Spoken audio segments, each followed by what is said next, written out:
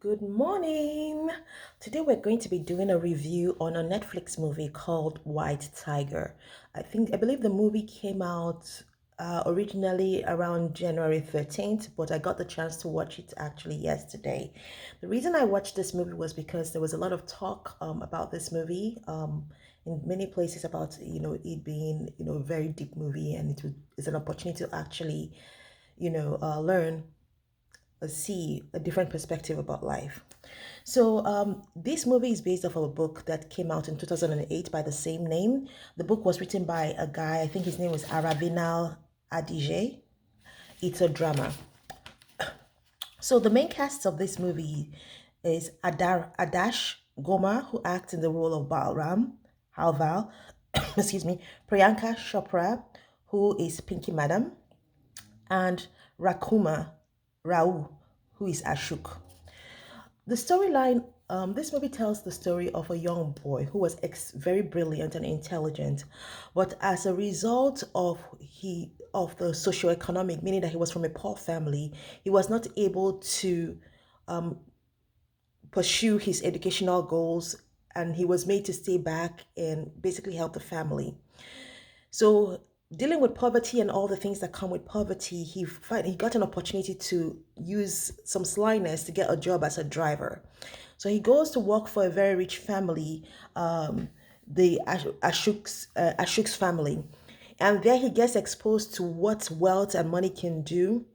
And he talks about how he uses slyness and cunningness to get ahead, and even a crime to get ahead and to own and become a successful entrepreneur in India. In this book, this is a book that is it's like a weird book. You know, when you read a book, sometimes you want to find that person in the book that you can relate to. But for some reason, I had a very difficult time relating to Bahram. You could feel, the thing, but what he does not make any sense because it was premeditated. It's a premeditated murder. So there are many themes that are discussed in this book, from the caste system. So, unlike what we learned about India, many countries where caste systems are based on historical facts, what your parents did, your foreparents did, in terms of gods and goddesses, but the caste system that is discussed is more of a socio-economic one, in which they have the rich, the extremely rich, and the poor. And then it talks about the government role in these things. The poor are taught to be patriotic to the nation. They are taught to be, to serve the nation. And they are going with this idea that the people in power will be looking out for their interest. But what he eventually finds out is that actually the people in power don't look out for their interest. They're also lining their own pockets and are in cahoots with the rich to get richer. It talks about what it means to be a servant. What happens when a servant decides to turn his back on that thing?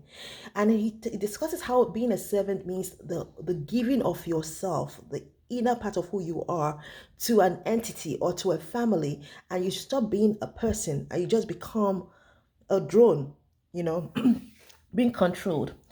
It talks about duty, it talks about poverty a lot. It's a lot about poverty and the whole idea of the poor eating the poor, because we see how when the poor person just got a little bit of power, he uses it to oppress, So I talked about a murder that occurs, and this is tied to the whole theme of this thing, because this murder, what led to the murder and what happens after that murder, it just kind of shows, what happens, when this inequality in terms of income is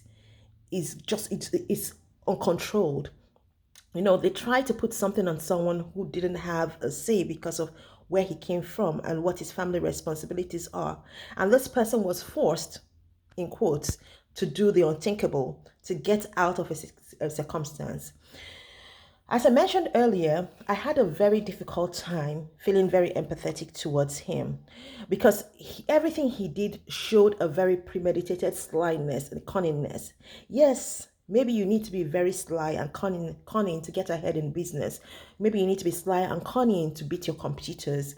Maybe you need to be sly and cunning, to win, basically. But my point is, At what point do we actually stop? And what message are we actually sending out? Yes, eventually he does good with what he has, but at the end of the day, he seems very proud of what he does, like the killing, the murder that he committed. So I actually recommend that you go and get this book to read. And I'm going to end with a proverb by Aristotle. He says, Poverty is a parent of revolution and crime." Till next time, ciao.